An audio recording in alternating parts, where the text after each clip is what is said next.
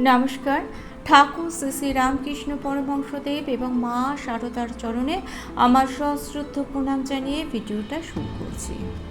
ধন, সম্পদ, ঐশ্বর্য কেউ সৌভাগ্যের দ্বারা লাভ করে থাকেন, কেউ কর্মের দ্বারা লাভ করে থাকেন।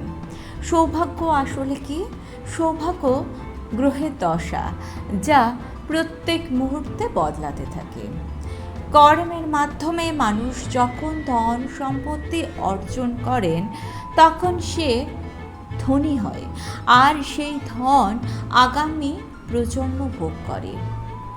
আবার অনেক সময় এমনও হয় যে সেই ধন আগামী প্রজন্ম নয় ভোগ করে থাকেন, কিংবা তার জন্য অনেক সময় কিন্তু ভোগান্তিও হয়।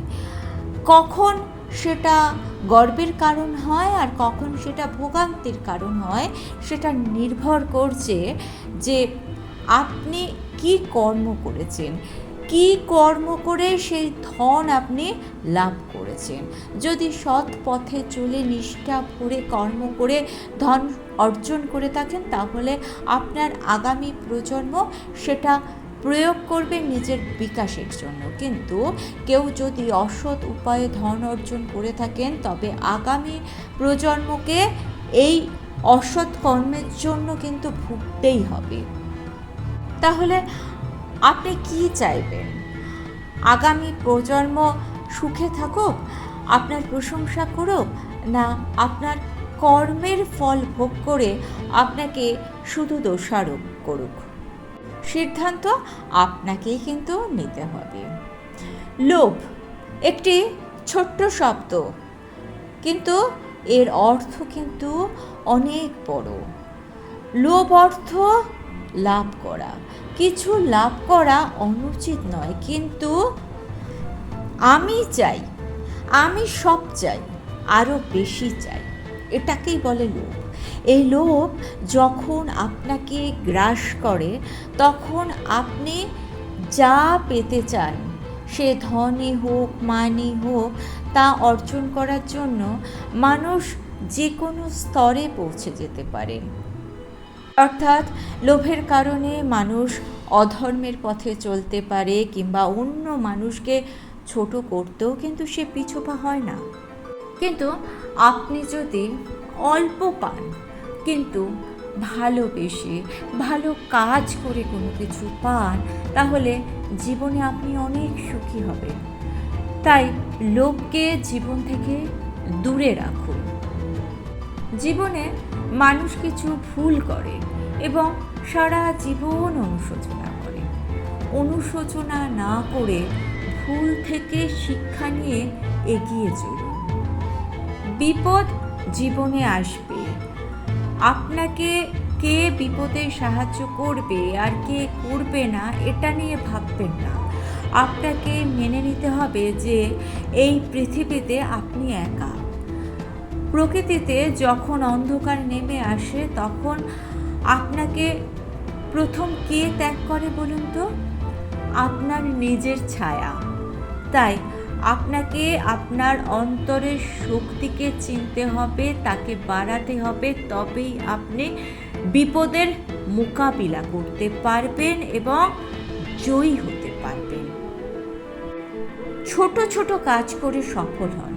আপনি যখনই সফল হবেন, তখনই আপনার মনের দৃঢ়তা বাড়বে, অর্থাৎ আপনার কনফিডেন্স বাড়বে, আপনার মনের ভয় দূর হবে।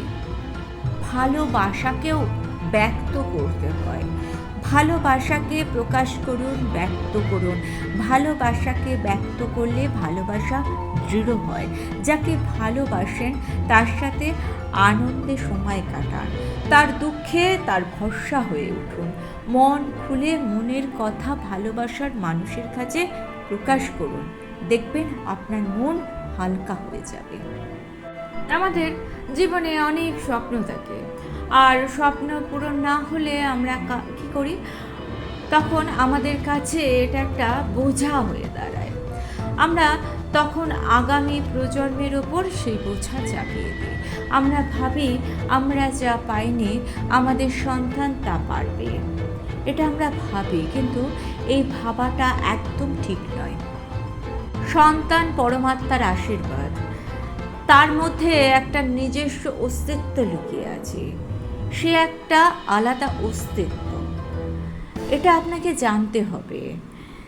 তার জীবনটা আর আপনার নয়, সন্তানকে পথ দেখান, পরামর্শ দিন, প্রেরণা দিন, সফল হওয়ার জন্য উৎসাহিত করুন, তাকে অনুপ্রেরণা দিন, কিন্তু আপনার স্বপ্নটা তার ওপর চাপিয়ে দেবেন না। ওর মনে স্বপ্ন জাগিয়ে তুলুন, ওকে ভরসা দিন, কিন্তু আপনার না হওয়া স্বপ্ন ওর ওপর চাপিয়ে দিয়ে, ওর বোঝা বাড়িয়ে দিয়ে ওর জীবনটাকে তছনছ করবেন না। একটা সম্পর্ক ভেঙে ফেলা অতি সহজ, কিন্তু এই সম্পর্কটা তৈরি করতে কিন্তু অনেকটা সময় লাগে। তাই জীবনের সমস্ত সম্পর্কগুলোকে অটুট রাখার চেষ্টা করুন। কথায় কথায় ভেঙে দেবেন না, সকলের কথায় কান দেবেন না। অনেকে কুমন্ত্রণা দেন, দোষটা তাদের নয়, দোষটা আপনার। যদি আপনি সেই কুমন্ত্রণাকে গ্রহণ করেন, নিজের বিচার বুদ্ধি দিয়ে সব কিছুকে বিচার করে তবে আপনাকে জীবনে সিদ্ধান্ত নিতে হবে। মানুষের কথা শুনুন, কিন্তু সেই কথাগুলোকে ফিল্টার করে গ্রহণ করুন। জীবনে সফলতা আসে বিশ্বাসের উপর ভর করে। সূর্যকে দেখুন, সূর্যের বিশ্বাস আছে যে সে জগৎকে আলোকিত করতে পারে। সুখ দুঃখ জীবনে আসবে যাবে, তাতে উচ্ছ্বসিত বা বিষণ্ণ কোনো কিছুই হবেন না। বিশ্বাস বাড়ান, নিজের ওপর বিশ্বাস বাড়ান, পরিশ্রম করুন, দেখবেন সফলতা আপনার দাস হয়ে থাকবে। চাঁদেরও কলঙ্ক আছে, তা বলে কি চাঁদের মাহাত্ম্য কমে গেছে? চাঁদ নিজের পথে ঠিক পৌঁছে যায় অমাবস্যা থেকে ঠিক, কিন্তু চাঁদ দেখবেন পূর্ণিমার দিকে পৌঁছে গেছে। চাঁদকেও মানুষ পুজো করে।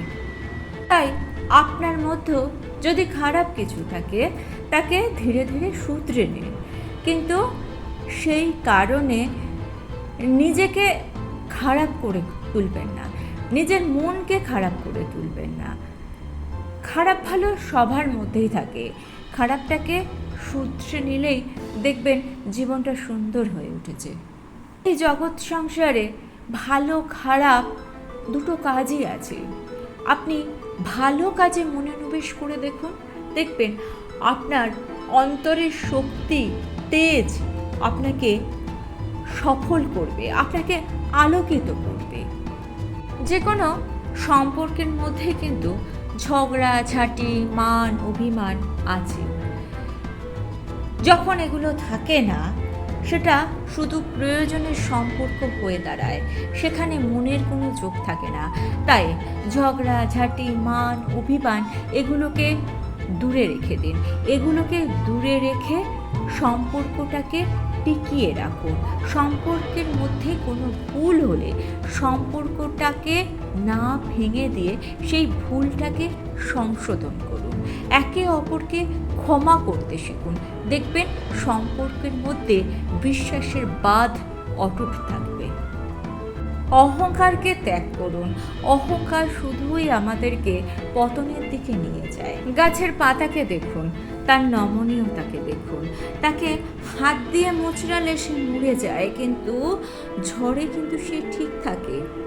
ঝড়ে কি হয়? ঝড়ে বড় বড় গাছগুলো ভেঙে পড়ে। তাই ভালোবাসার সম্পর্কের মধ্যে নমনীয়তা আনুন, অহংকার নয়। তবেই যে কোনো সমস্যায় সেই সম্পর্কগুলো ভেঙে যাবে না, অটুট থাকবে। জীবনটাকে যদি আপনি এরকমভাবে এগিয়ে নিয়ে যেতে পারেন, তাহলে দেখবেন আপনার অন্তরের শক্তি জাগ্রত হয়েছে, আপনি সব কাজে সফল হয়েছেন।